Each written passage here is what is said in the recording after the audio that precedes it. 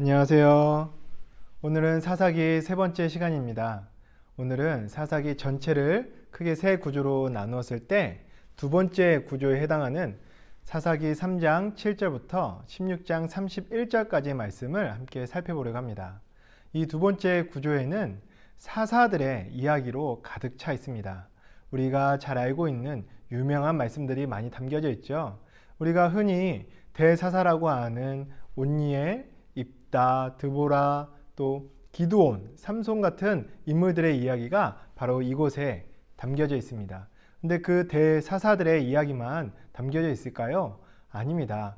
우리가 소위 소사사라고 일컫는 삼갈, 돌라, 야일 등 소사사들의 이야기도 이곳에 담겨져 있습니다. 대사사 6명, 소사사 6명, 12명의 사사들의 이야기가 담겨져 있는 곳이 바로 이 두 번째 구조입니다. 그렇다면 우리가 소위 말하는 대사사들, 그리고 소사사들, 대사사들은 위대하고 큰 업적들을 많이 남겨서 대사사라고 하는 걸까요? 소사사들은 별로 남긴 업적이 없기 때문에 소사사라고 부르는 걸까요? 말씀으로도 봐도 대사사들의 이야기들은 몇 장에 걸쳐서 수십 절에 걸쳐서 설명합니다. 그들의 상황, 그들이 처한 환경, 그리고 그들이 전쟁을 치렀던 민족들에 대해서도 이야기해 주죠. 그러나 소사사들은 성경에 보면은 한 절, 많아야 두세 절로 간략하게 이야기하고 넘어갑니다. 그러면 정말 대사사들은 우리가 범접할 수 없는 믿음의 용사들이었을까요? 소사사들은 우리가 보았을 때도 믿음이 작고 연약한 사사들이어서 소사사라고 불렀던 걸까요? 아닙니다. 지난 시간에 사사기는 이스라엘의 실패를 기록한 역사서라고 말씀드렸습니다. 그 실패를 기록한 역사서에 클로즈업해서 자세하고 장황하게 설명을 했다라는 것은 그가 정말 위대한 믿음을 가진 용사여서 자세하게 장황하게 설명을 했던 것이 아니라 그들의 모습과 처한 상황들, 그리고 그들이 치렀던 사건, 전쟁들을 통해서 보여주고자 한 것은 그 사사들이 얼마나 못났고 그들이 얼마나 부족하고 연약한 존재였는지, 얼마나 많은 실수들을 했던 존재들이었는지 보여주기 위함입니다. 그럼에도 불구하고 하나님께서 부족하고 못난 그 연약한 사사들을 들어서 사용하시는 그 놀라운 은혜의 하나님을 보여주기 위해서 사사기에서는 클로즈업해서 그들의 상황과 모습들, 치렀던 전쟁들을 자세하게 설명하면서 하나님을 더 부각시켜주고 보여주는 것이죠. 소위 대사사라고 일컫는 온니엘, 기드온, 입다, 삼손 같은 인물들은 하나님의 무조건적인 은혜와 사랑이 아니면 쓰임받지 못할 인물들입니다.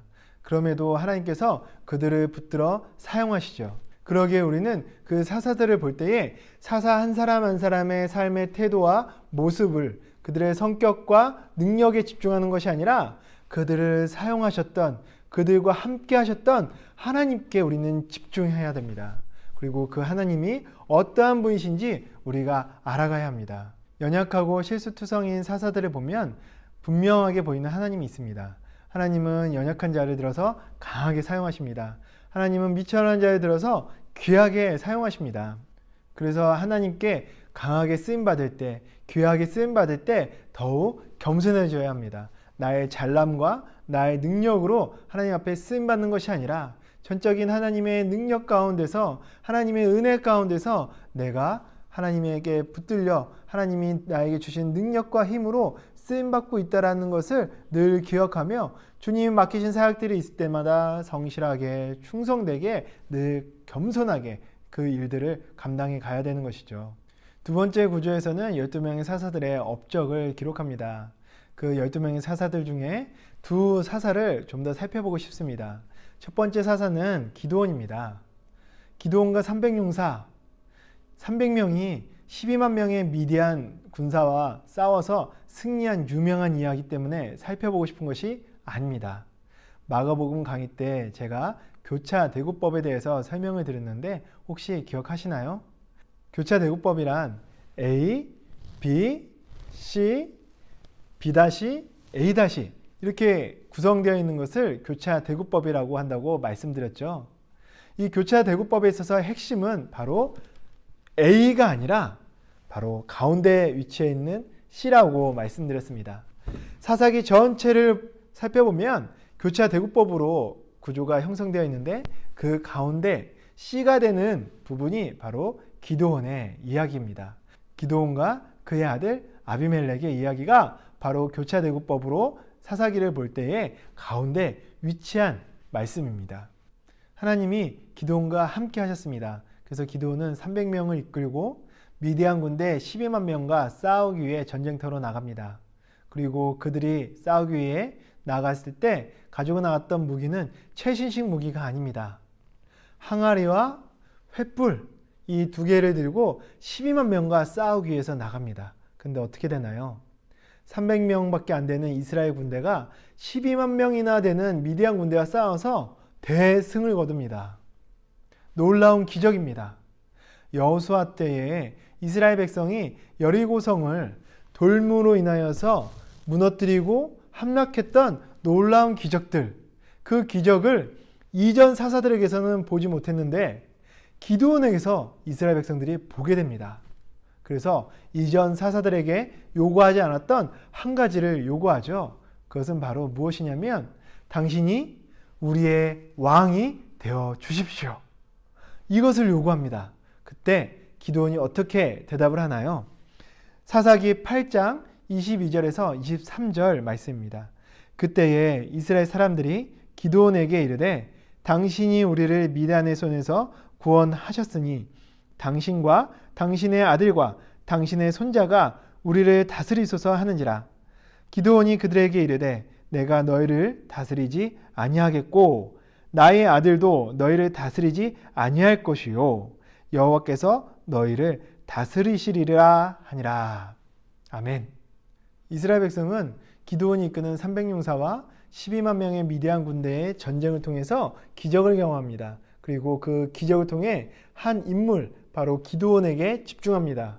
그래서 기드온에게 찾아가 요구하죠. 우리를 다스리는 왕이 되어달라고. 그러나 기드온은 그들의 요구를 거절합니다.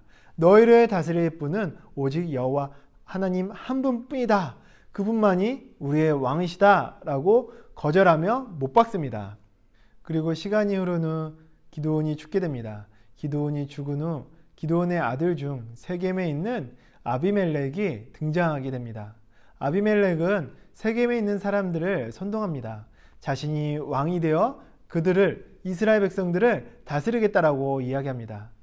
아비멜렉의 선동에 넘어간 세겜 사람들은 아비멜렉을 왕으로 세우죠. 그리고 아비멜렉에게 선동을 당한 세겜 사람들은 아비멜렉과 함께 오브라에서 기드온의 70명의 아들들을 불러다가 한날 한시에 한 바위 위에서 쳐 죽입니다.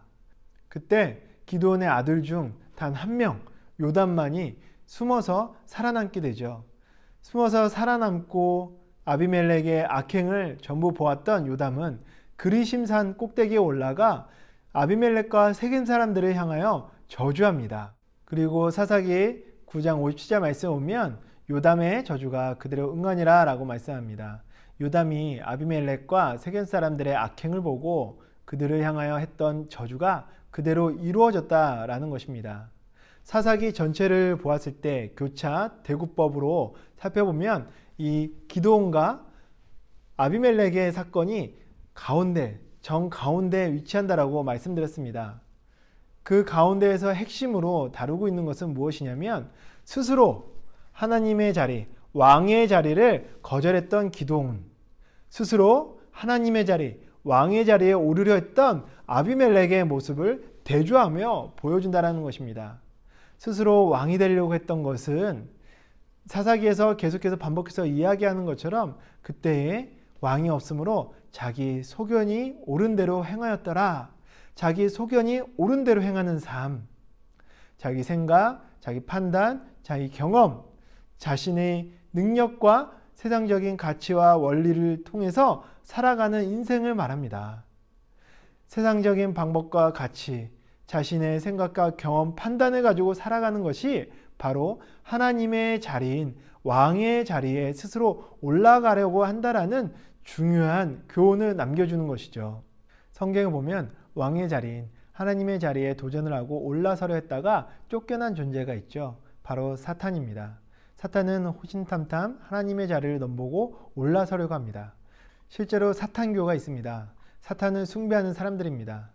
1966년 샌프란시스코에서 안톤 라벨이라는 사람이 처치 오브 세인튼이라는 교회를 세웠습니다. 교회가 아니죠. 사탄을 숭배하는 사람들의 모임을 만든 것입니다. 그 모임에 사탄경을 만들어서 나눠주고 사람들을 현혹시켰습니다. 사탄경에 보면 그 핵심 구절이 나오는데 바로 내 인생의 주인은 바로 너다 라는 것입니다.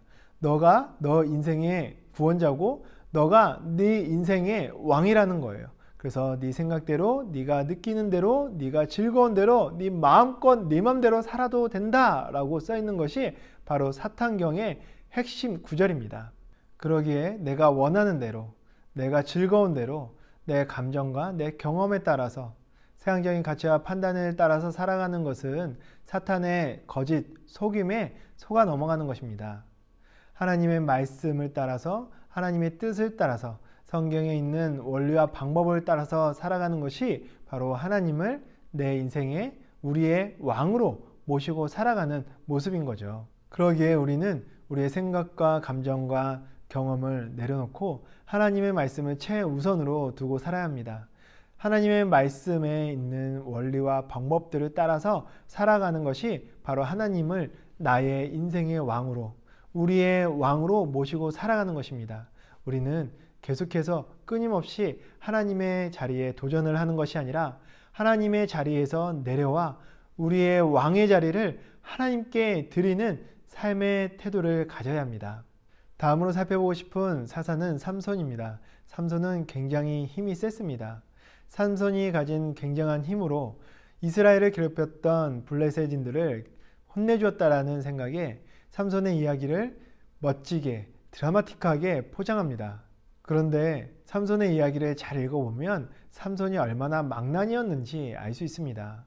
삼손은 자기 멋대로 살았던 인물입니다. 삼손이 태어나기 전 하나님의 사자가 삼손의 아버지인 마노아에게 나타나죠. 하나님의 사자가 마노아에게 나타나서 마노아의 아내가 임신하게 될 것이라고 말씀합니다. 그리고 그 아이는 하나님께서 선택한 나실인이라고 말씀합니다. 그렇기 때문에 세 가지를 금지시킵니다. 태어날 아기가 금지해야 될 세 가지. 포도주, 독주를 마시면 안 된다. 부정한 것을 만지면 안 된다. 그리고 머리에 삭도를 대지 마라. 하나님이 선택한 나실인이기 때문에 이 세 가지를 금지시킵니다. 삼손은 나실인으로 태어났습니다. 하나님께 구별된 사람으로 태어났습니다. 그는 구별된 사람으로서 거룩하게 살아야 했습니다. 그러기에 이 세 가지, 포도주를 마시는 것, 부정한 것을 만지는 것, 머리에 삭도를 대지 않는 것, 이것을 지키며 살아야 했습니다. 나실인으로서 이 세 가지는 단순히 지키고 금지해야 될 것이 아니라 하나님과 맺은 언약입니다. 이 언약으로 인해 하나님은 삼손과 함께 하신다는 것을 보여주셨습니다. 증표를 주셨습니다. 그것이 무엇이었냐면 바로 삼손의 힘입니다. 그 누구도 감당할 수 없는 그 힘. 사자도 맨손으로 찢어 죽일 수 있고 수백 명의 수천 명의 군대가 몰려와도 이 맨손으로 물리칠 수 있는 강한 힘이 바로 하나님이 삼손과 함께 한다라는, 삼손의 언약과 함께 한다라는, 나실인의 언약과 함께 한다라는 것을 보여주시는 증표였습니다. 근데 삼손은 어떻게 살아갑니까? 결혼을 합니다. 그것도 이방 여인과 결혼을 합니다. 블레셋 여인과 결혼을 한 삼손은 잔치를 배설하고 그곳에 참석한 사람들과 함께 실컷 포도주를 마십니다. 포도주를 마셨다는 것은 하나님과 맺은, 나신인으로서 맺은 언약, 이 세 가지 중에 첫 번째를 어겼다는 것입니다. 첫 번째를 어겼을 때, 언약을 깼을 때 하나님은 어떻게 하시나요? 삼손에게서 떠나가시나요? 떠나셨다면 삼손이 갖고 있는 힘이 사라져야 합니다. 삼손이 갖고 있는 힘은 하나님이 그와 함께 하신다는 뜻이기 때문입니다. 근데 첫 번째 언약을 삼손이 깼음에도 불구하고 하나님은 떠나지 않으십니다. 삼손은 자신의 갖고 있는 강한 힘으로 수많은 사람들과 싸워서 또 승리하죠. 하나님이 그와 함께 하신다는 뜻을 보여준 것입니다. 사실 나신인으로서 맺은 이 세 언약 중에 하나라도 어겼다면 그 언약은 무효화되어야 합니다. 하나님이 더 이상 그 사람과 함께 하실 필요가 없습니다. 그럼에도 불구하고 하나님은 삼손을 떠나지 않으시고 삼손과 계속해서 함께 해주십니다. 그의 힘을 통해서 보여주시죠. 하나님은 언약을 깬 삼손이지만 그래도 참으시고 그가 다시 돌아오기를, 언약을 계속해서 지켜나가기를 기다리시고 그에게 다시 기회를 주셨습니다. 얼마 후 삼손이 길을 가다가 사자를 만납니다. 그리고 삼손은 사자를 맨손으로 찢어 죽이죠. 다시 그 길에 돌아왔을 때 죽어있는 사자에게서 꿀송이가 맺혀있는 것을 보게 됩니다. 그리고 다가가 그 꿀송이를 먹게 되죠. 하나님은 나시린으로서 부정한 것을 만져서도 안 되고 먹어서도 안 된다라고 말씀하셨는데 삼손은 죽어있는 시체는 부정합니다. 부정한 것에 다가가 꿀송이를 꺼내서 먹습니다. 삼손이 두 번째 언약도 어깁니다. 하나님과 맺은 언약을 깨버립니다. 그때 하나님은 어떻게 하십니까? 두 번째 언약까지 깼으니 이제 떠나가시나요? 아닙니다. 계속 그와 함께 해주십니다. 그에게 강한 힘을 주시죠. 하나님은 비록 삼손이 두 번째 언약까지도 깼음에도 불구하고 삼손에게서 떠나지 않으십니다. 삼손과 계속 함께 해주십니다. 삼손에게 기다려주시고 참으시고 다시 기회를 주십니다. 그런데 삼손이 어떻게 하나요? 얼마 시간이 지나지 않아 또 사랑에 빠지는데 그것도 이방 여인에게 사랑에 빠집니다. 그 유명한 드릴라를 사랑하게 된 것이죠. 그리고 그 드릴라에게 자신의 세 번째 하나님과 맺었던 언약, 머리에 삭도를 대면 안 된다는 것을 드릴라에게 알려줍니다. 결국 드릴라가 삼손의 세 번째 언약을 알게 되었고 드릴라와 블레셋 사람들은 삼손의 머리를 깎아버립니다. 결국 하나님과 맺었던 세 번째 언약까지도 모두 다 깨지게 됩니다. 그래서 하나님은 더 이상 삼손과 함께 하실 수 없었습니다. 함께 하고 싶어도 삼손이 맺었던 모든 언약을 먼저 삼손이 다 깨어버렸기 때문에 삼손과 함께 하고 싶으셔도 더 이상 함께 하실 수가 없게 되셨습니다. 삼손과 맺었던 언약이 모두 깨어지자 하나님은 삼손에게서 떠나실 수밖에 없게 되었고 삼손은 그로 인해 모든 힘을 잃게 됩니다. 머리가 깎인 삼손, 결국엔 눈이 뽑히고 감옥에 갇혀서 맷돌을 돌려야만 하는 처참한 비참한 인생이 되고 말았습니다. 삼손은 하나님과 맺은 언약을 얼마나 소홀하게 여겼던 인물인지 모릅니다. 삼손은 하나님과 맺은 나시린으로서 맺은 언약들을 하나하나 다 깨버리죠. 자신의 생각과 자신의 감정과 자신이 살고 싶은 대로 마음대로 살았던 인물이 바로 삼손입니다. 그럼에도 끝까지 그가 언약을 어겼어도 끝까지 그와 함께 하시려고 계속해서 참으시고 기다리시고 다시 기회를 주셨던 사랑과 은혜가 풍성하신 분이 바로 우리 하나님이시라는 것을 삼손을 통해서 보여줍니다. 얼마 전 한 청년이 저에게 이런 말을 했습니다. 삼손처럼 힘이 세지려면 머리를 길러야 할까요? 정말 머리를 기르면 삼손처럼 힘이 세질까요? 농담으로 이렇게 이야기를 했는데 정말 삼손처럼 힘이 세지려면 머리를 길러야 될까요? 아니죠. 삼손이 힘이 셀 수 있었던 것은 하나님이 그와 함께 하셨기 때문입니다. 삼손뿐만 아니라 다른 사사들도 동일합니다. 이방 민족들과 싸웠을 때, 전쟁했을 때 그들이 이방 민족들을 이길 수 있었던 것은 그들이 잘나서가 아니죠. 그들이 전쟁에 뛰어난 지략을 갖고 있어서 아닙니다. 그들이 최신 무기를 개발해서도 아닙니다. 이스라엘 백성이 이방 민족과 전쟁을 했을 때, 사사들과 함께 전쟁을 했을 때 승리할 수 있었던 것은 하나님이 그들과 함께 하셨기 때문에 이길 수 있었던 것입니다. 그래서 성경에서 계속해서 반복해서 하나님이 그들과 함께 하심으로 라고 말씀하죠. 하나님이 그들의 힘의 근원이 되어 주셨습니다. 하나님이 그들에게 힘을 주시고 능력을 주시고 전쟁에서 승리를 안겨주셨습니다. 삼손을 통해 하나님께서 보여주시는 것은 그의 힘의 능력은 머리카락에서 나오는 것이 아니라는 것입니다. 그의 능력은 하나님이 함께 하실 때입니다. 그의 힘의 근원은 하나님입니다. 그런 하나님께서 언약을 끝까지 지키시기 위해 참으시고 기다리시고 다시 기회를 주십니다. 그것이 바로 십자가에서 그대로 드러나죠. 예수님은 우리의 언약을 지키시기 위해서 십자가의 모진 고난과 고통을 참으시고 버티셨습니다. 견뎌내셨습니다. 그리고 우리에게 다시 하나님의 자녀가 될 수 있는 기회를 주셨죠. 그 십자가를 삼손을 통해서 하나님께서 어렴풋이 우리에게 보여주십니다.